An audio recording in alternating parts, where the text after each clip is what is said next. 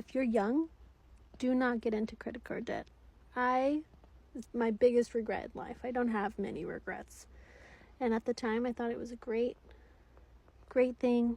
I was so responsible, and then just something happens, and you'll become irresponsible, and then you'll have a bunch of freaking credit card debt, and then you'll be 28 like me, and all I think about is paying off the stupid debt. And also, don't go to college if you don't know what you want to do, because now I have stupid student loans too. Don't do it. Hello everyone, this is Emmanuel Cook. We will be reacting to a new video today, so make sure you guys like, comment, and subscribe down below, and let's get into the video. I am coming on here to air my dirty laundry so you can feel better about yours. I am currently, are you ready? $145,533 in debt.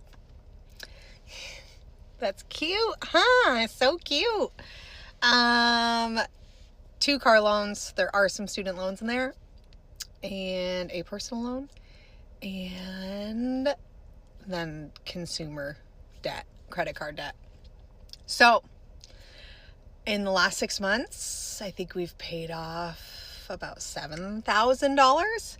And I thought, what better way to keep myself accountable than to come on here, create a group of people that are also in the same situation or have gotten out of this situation or whatever the situation may be. But basically, we're going to do this. We're going to do this. We're going to get out of it. It's not going to be quick, and it's not going to be a good time, but, you know, shit's got to be done. So I am currently going to just be checking in often and showing you guys what I'm doing, how I'm going to get there, what I've done so far, all the things.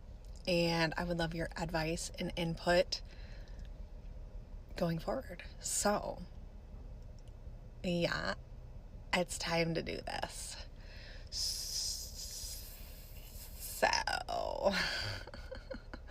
anyways, that's my dirty laundry.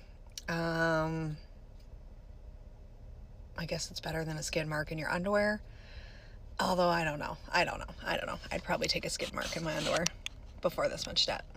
Okay, what's a purchase you made that you completely regret now? I would say it would have to be my condo. I bought it when I was 24. My realtor and everybody else tried to tell me that I shouldn't have bought it. And they were giving me some reasons why, I guess, but I don't remember all of them. But my main reason for getting it was the fact that I wouldn't have to do any outside maintenance because I was 24 and I didn't want to spend my time being outside cutting grass.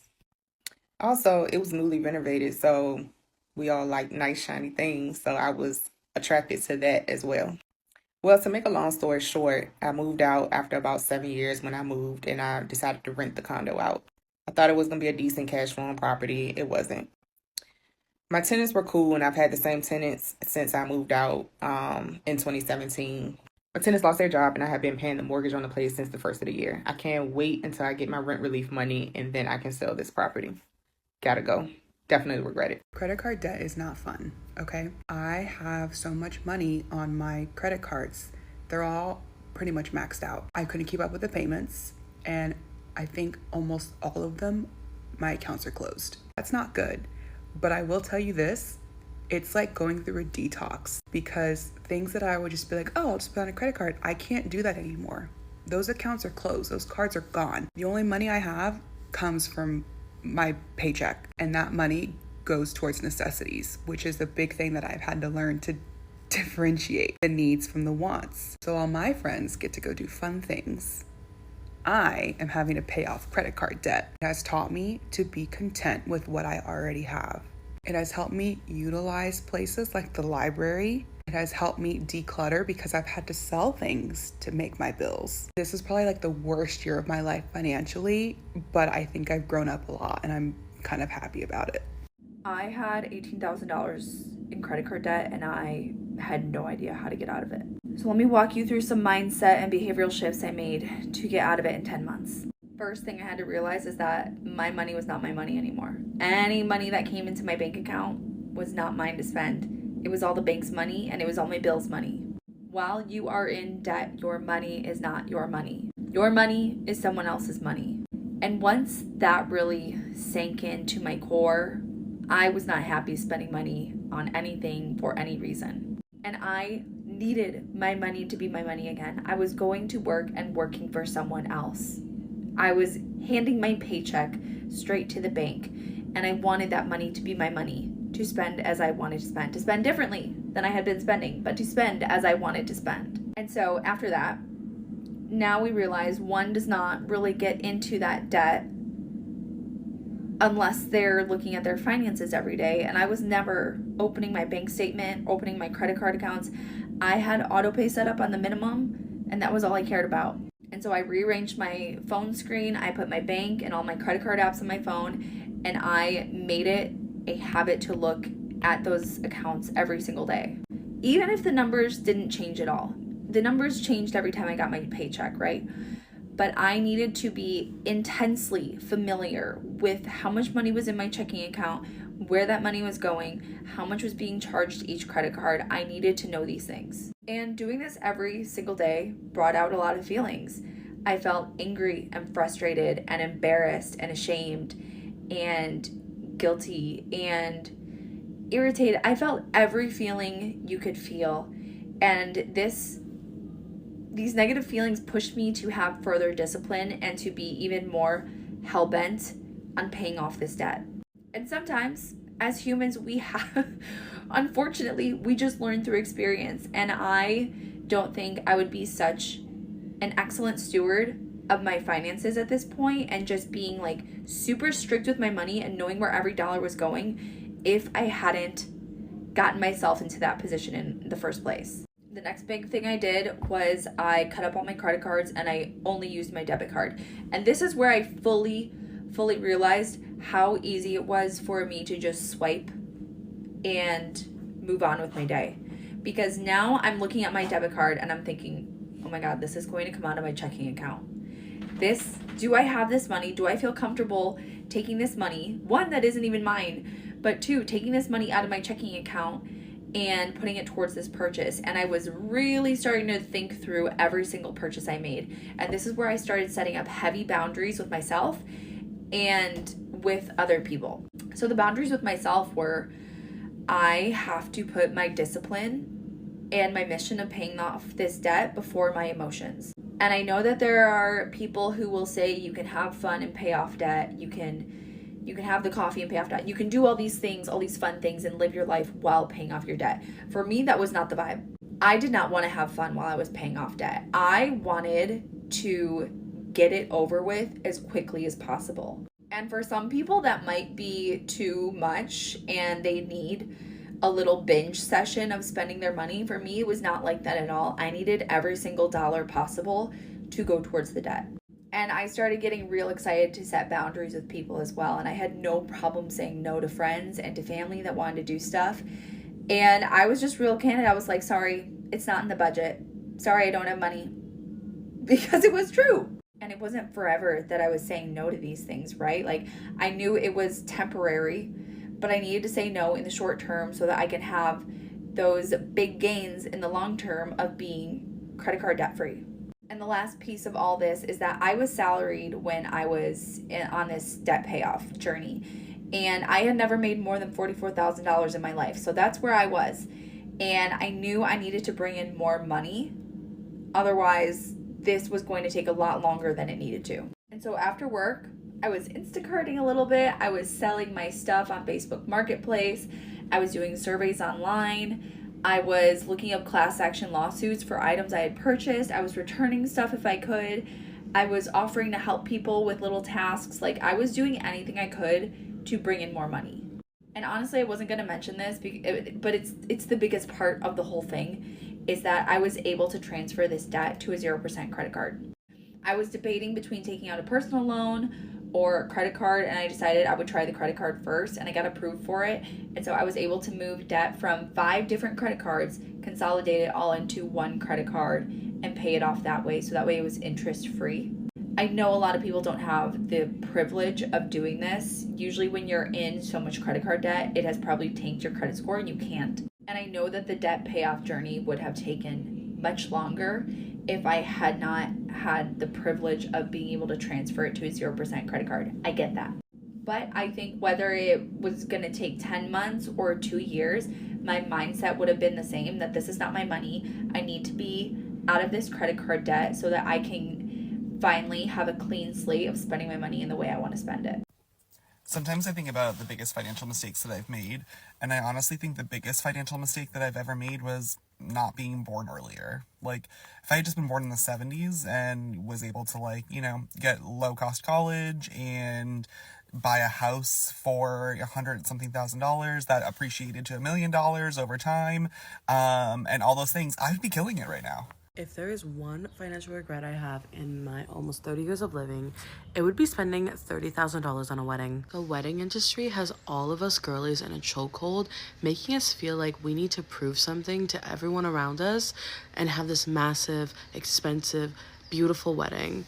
I fell under that and became brainwashed and went from eloping and having something casual and under $5K to having this $30K wedding in San Francisco with only 50 people. At the end of the day, I look back at this and I think about how much of that money I could have used for something so much more valuable, like a honeymoon, investing, paying for our businesses that we're trying to grow, anything. I know it's wedding season right now, and I just want to put this out into the universe, and if you're seeing this, it's probably a sign. If your wedding planning isn't about you and your spouse and it's about everybody else, don't do it. Just elope and save their money. A quick reminder, please remember to like, comment, and subscribe down below, and let's continue the video. I'm in $1,464.69 of debt. Let's talk about it. First of all, let me just start this. That total doesn't seem like a lot to anybody else, but as a college girly, that's too much for me. Just too much. I need it to be like right here, a big goose egg. 0, no debt. But unfortunately, that's not the case. And that's also not including my $22,000 car loan that I pay on monthly. And that's also not including, I have something else that I like pay, but I can't really think of it right now. Hold on 1 second. Okay, I finally figured it out. That also does not include, I have like a $2,000 student loan through the government that I don't have to pay on until I graduate. So I have like 2 years until I have to start paying on that. But let's break the numbers down here, shall we? So a firm is what got me. I bought an iPad and an Apple Pencil, okay? And I owe $632.22 on a firm. A firm is like Afterpay kind of, so I make those payments monthly. But to me, it's debt. Okay, like it's like a total I owe, but there's no interest or anything, but like in my mind I know I owe it, and so I make payments on that every month. My Discover student credit card, I owe $489.75 on, and it has a $500 credit limit, so almost maxed out.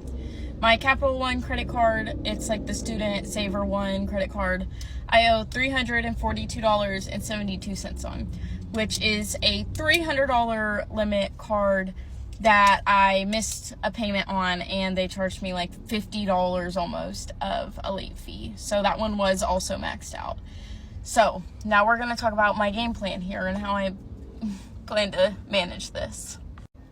So the main game plan right now is to just wake up one night and be TikTok famous and like hopefully make enough, but that's just not realistic. That's just not happening. So my Affirm payment, I just make the little $20 payment every month, call it a day. The credit cards, it's plural at this point, there's 2 of them. My first plan with the smaller one, the $300, is to pay it off and cancel it. Cut it up, get rid of it. I have a shopping problem, I'm aware. It is what it is at this point. But I did just start a serving job, so I'm trying to make enough every week to put $50 a week on each of my cards. And then I also did just get a check from my last job of $147.76, which I'm going to use to put towards my Capital One card that is maxed out over the limit because of the late fee. But I also owe my boyfriend $800 because he paid my rent this month because I was also behind on that. So it's a lot. So that's why I hopped on here. Maybe one day I'll be famous. But this is just to let everybody know that life isn't easy and we're all there. We're all in debt in some way. So maybe not as much as me, but it could be worse. I could be homeless. It could be worse. So trying to make the best out of a bad situation. So that's all. I love y'all. If you're a millennial, what is one financial decision that you would do differently if you could go back and do it all over again? I'll go first. I would not go to college. Reason number one, debt. I am actually someone who is not in a lot of school debt compared to a bunch of people. However, it would still be nice not to have $20,000+ in school debt. Number two, social media. Are you kidding me? I graduated high school in 2013. I would have jumped on the influencer train, okay? Knowing what I know now, I mean, so many people would, but I just wish, like, some of those early influencers, they've got it in the bag now. They don't have to worry about anything. Like, they're good. That's what I would have done. Not only would I have been saving money, but I would have been making money too, okay? Now, I did have an amazing college experience. I was on the dance team. I had amazing friends. Truly an amazing college experience. However, knowing what I know now, if I could go back and change one financial decision as a millennial, it would be going to college, 100%. Stitch this video or let me know in the comments, what financial decision would you do differently if you could? What's up, everybody, and welcome back to another Financial Tip Thursday. Today I'm going to be telling you why I regret buying my house. And so if you aren't following me, make sure you're following me and make sure you heart this video. Click that little heart right there. But yeah, so why I regret buying my house. The reason I regret buying my first house is because, well, number one, let's start right here. I found a great deal on this property. I bought this property in 2016. I financed it via FHA. I only put down 3.5%. So I had a lot of money to play around with because I only put so little down on the down payment. But the reason I regret buying the house, and don't get me wrong, it's a great investment because it is almost tripled in value. I regret buying because what I should have been looking at is building out my real estate portfolio. I was so focused on buying one single family home that I wasn't looking at like my career and retirement and everything in retrospect, which I should have been doing. What I would do now, because I hate content creators that speak and don't get straight to the point. What I would do now, and I tell anybody this, if you are 20 something years old and you're looking at buying a property, buy a multi-family property. You can get a multi-family property for the same price or even sometimes cheaper than what you can get a single family home. I would have taken that $200,000 and I would have brought a multi-family property. Once I would have brought that multi-family property, I would have stayed in one side and rented out the other. I would have done that for a year. After a year, I would have went back to the bank and I showed the bank, hey, I am getting rent off of this side and I'm about to rent the other side now.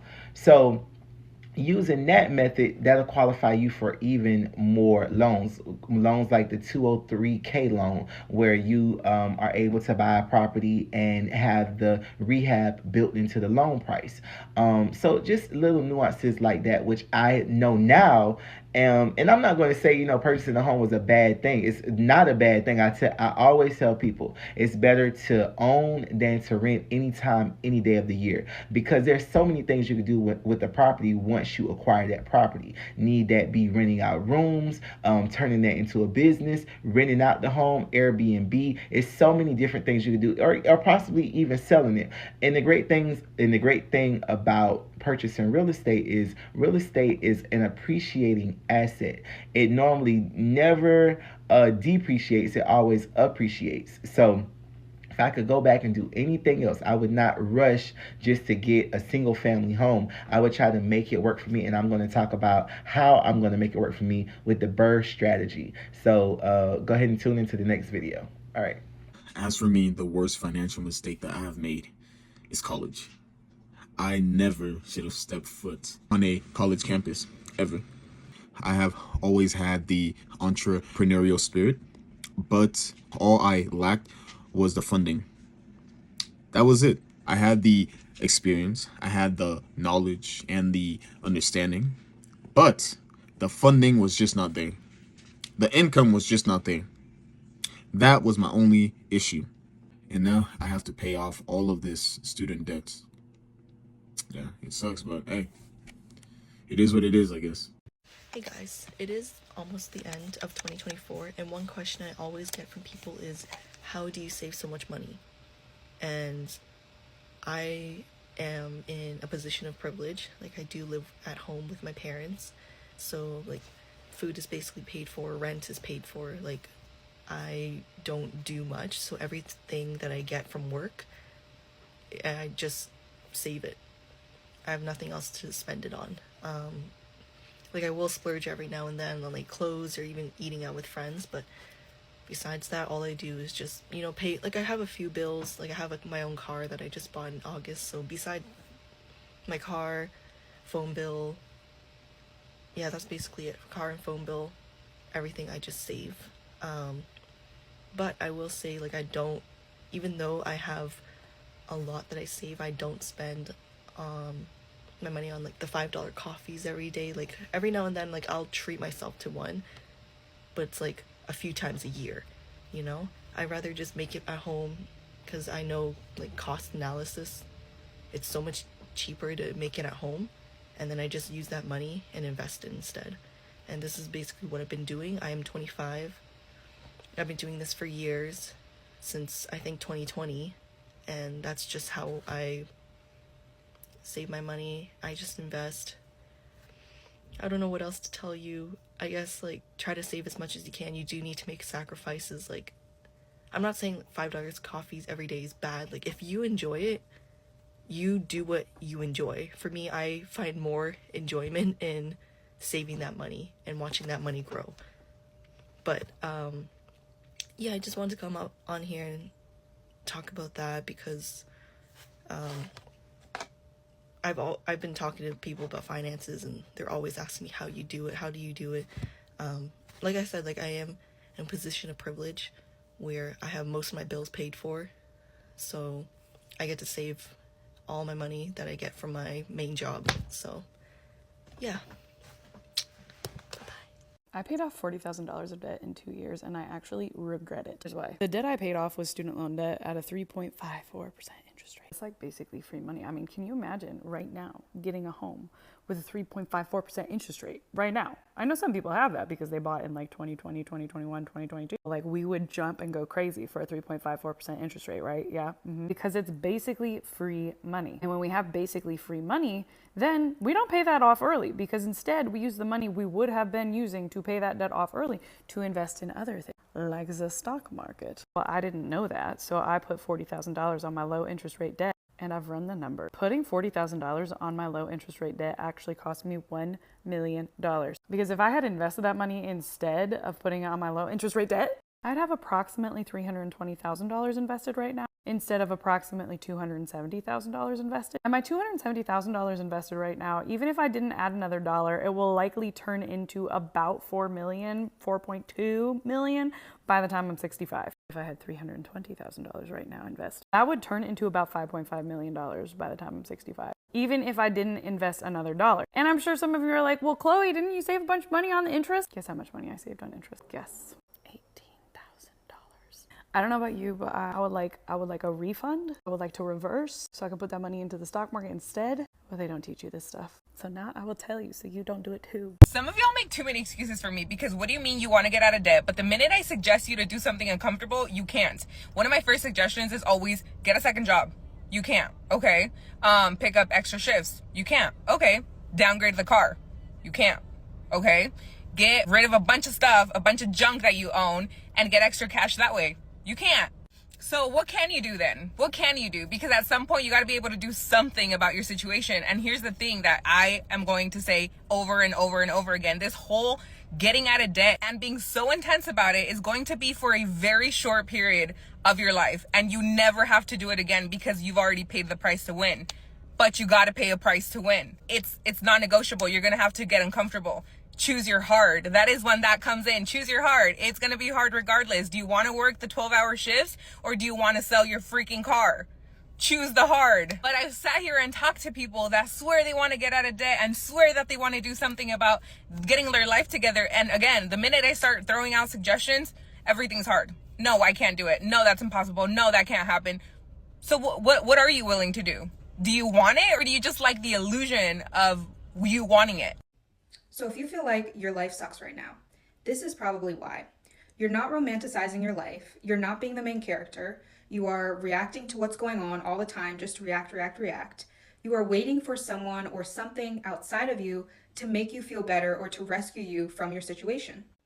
And that's just not how life is supposed to be. So if you are living like this, you are going to feel like you're in a state of depression, right? You are going to wake up and every single day is going to feel the same. So you have to really take it upon yourself. What can I do to make the little things feel, better, more exciting in my life? If you're not maybe where you want to be, maybe you want to be taking vacations all the time, maybe you want a different relationship status, a different house, whatever it is, accept where you are now and think about what can I do to make my current circumstances feel better. So for me, like at night, when I'm getting ready to wind down after work, I like to put on nice pajamas, light candles, make sure my room feels good. I have nice satin sheets, like really make everything feel just elegant, comfortable, like really cozy, especially now, wintertime, I want it to feel good. And so this is just something that's built into my day, right? That makes me feel good. It makes me, look forward to that time every day. So really evaluate your life and think to yourself, are there, things I can do to improve my current situation, to give me that feeling of looking forward to something or alleviate a stress in some part of my life. So, if you maybe don't like your job or something or work's stressing you out, can you get up and go for a walk, during your lunch break or one of your breaks, whatever, or maybe go to the gym before work so you can kind of clear your head a little bit. If you really want to be in a relationship and you feel like that's just not happening right now, can I buy a pet, or if you have one, pour all your love into them in the meantime, until that happens. So think about little things that you can do. And it doesn't even have to be as big as the ones I listed, get a new notebook for work or something that, makes you feel good that you can write in, or, get some new outfits to go to the gym, something that just makes you feel good. Remember, life is not just about being productive and working, right? It really is the little things. I know it sounds cliche, but it's the little things every day that we can do to make ourselves feel good. And when you're able to have gratitude for these little moments and really, tap into that feeling of appreciation and feeling good, this does attract in those bigger things, right? This attracts in all the things that you've been manifesting because you're showing gratitude. And gratitude implies you have received something, something amazing has happened to you. So the more you can tap into the feeling of gratitude throughout your day, the bigger vortex you are creating for things to come into your life that you do want, those big dreams that you have.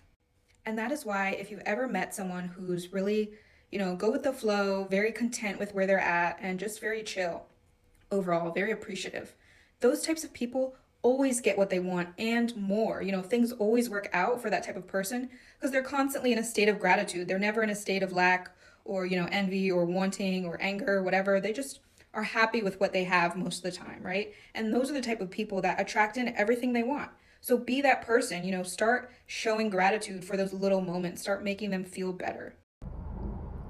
I appreciate you guys watching the video today. Please make sure to like, comment, and subscribe down below, and I'll see you guys in the next video.